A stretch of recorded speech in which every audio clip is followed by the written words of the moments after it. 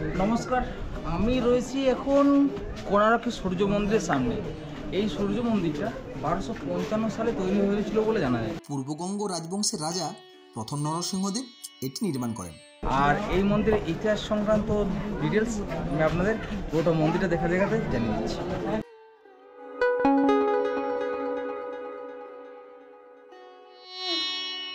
কোণা অর্থাৎ কোণ এবং অর্ক অর্থাৎ সূর্য, এই দুটি শব্দের সমন্বয়ে তৈরি হয়েছে কোণারক। আসলে এটি একটি সূর্য মন্দির।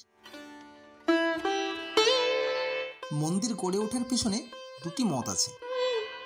প্রথম মতে পূর্ববঙ্গ রাজবংশের নরসিংহদেব প্রথম বাংলা জয়ের স্মারক রূপে চন্দ্রভাগা নদীর তীরে প্রাচীন মিত্রাবনে অর্থাৎ আজকের কোণারকে এই মন্দির প্রতিষ্ঠা করেন। আবার দ্বিতীয় মত অনুসারে পুরাণ মতে শ্রীকৃষ্ণের পুত্র শাম্ব রূপে অত্যন্ত নয়ন ভোলানো ছিলেন, সব মহিলাদের নজর কাটতেন। শাম্ব একদিন নারদের ডাকে সাড়া দিতে ভুলে গেলে নারদের মনে প্রতিশোধ জাগে।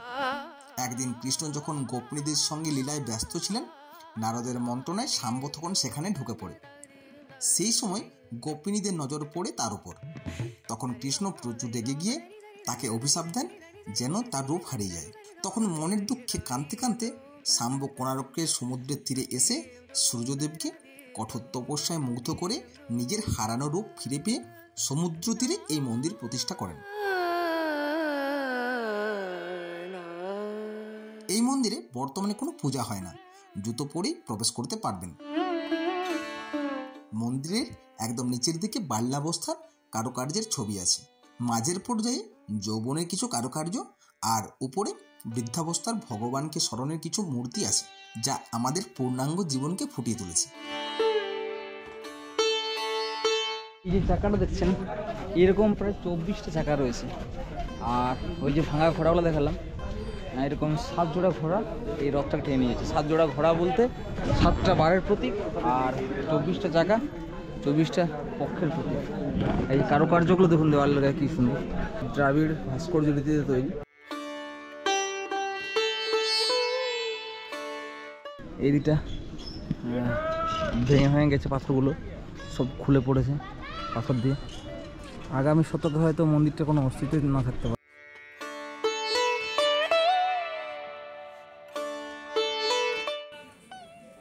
কিছু ফারাক বুঝতে পারছেন? এটা 10 টাকার নোট।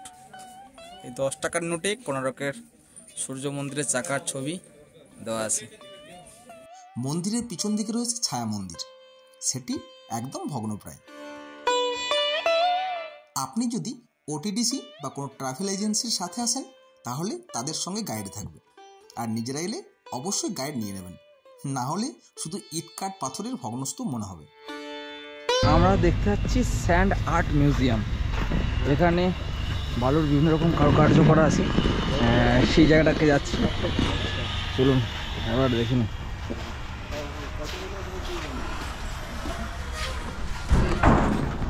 চলে যাবো।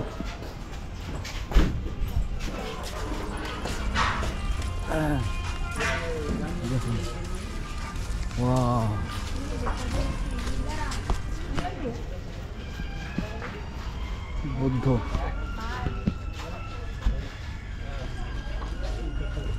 বালি দিয়ে তৈরি বুদ্ধ মূর্তি।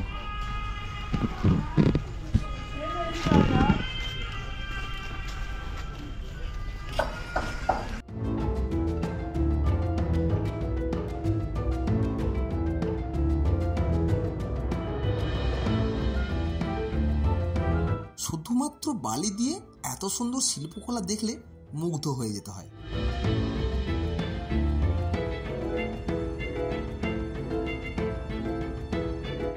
এবার আমরা এলাম আমাদের ষষ্ঠ ও শেষ স্পটে।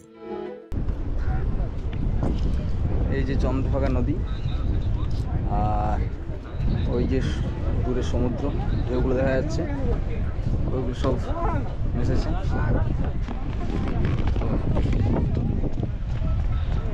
চন্দ্রভাগা নদী আর বঙ্গোপসাগর এই জায়গাটাতে মিশেছে। ওই যে দূরে দেখা যাচ্ছে না, মাঝখানে একটা বালির দ্বীপের মতো তৈরি হয়েছে, আর ওই যে ওই দিকটা চলে যাচ্ছে, এই জায়গাটা সবাই আসছে, প্রচুর মানুষ। এই জায়গাটা একটা নির্জন, খুব সুন্দর জায়গা। এই জায়গাটা এলে বেশ ভালো লাগবে। আর এখানে এই যে বোটিংয়ের ব্যবস্থা রয়েছে, এখান থেকে আপনারা বোটিং করতে পারেন। এই যে বোটিংয়ের জন্য রয়েছে 1 ঘন্টা 20 মিনিটের 1,500 টাকা, আর 800 টাকা রয়েছে ব্রিজ পর্যন্ত নিয়ে যাবো এখানে। আর আপনার শর্ট ট্রিপও রয়েছে, 300 টাকা রয়েছে, 500 টাকা রয়েছে, আর 800 টাকা রয়েছে। আপনার সমুদ্র নদী যেখানে মিলছে সেই জায়গাটাকে দেখাতে নিয়ে যাবে। তো এই যে বোটগুলো সব রয়েছে, এখন তো কেউ দেখতে পাচ্ছি না বোটিং করছে বলে।